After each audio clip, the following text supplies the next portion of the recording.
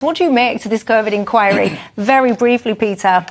I think it should be sent home and wound up. It has no purpose. It's already made its mind up that it's going to say, I can predict it now, that we should have, using that horrible prison phrase that everyone adopted, we should have locked down sooner, and we should have locked down harder, and we should have locked down longer. That's the only thing they're interested in saying. They're not remotely interested in the possibility the whole thing was a mistake. And if anybody comes before them who might be tending in that direction, they won't listen to them.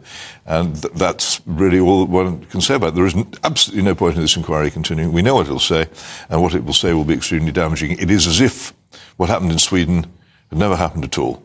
A country which didn't plunge into this ridiculous panic and which had better results than we did. Aaron? I think an inquiry is a wise thing to do, but it's already cost more than £100 million. It's predicted to go beyond the Savile inquiry, which was £195 million.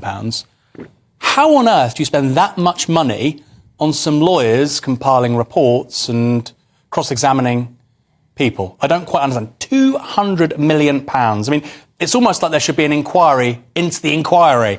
And, of course, when you get to that point, you probably, like Peter says, give up.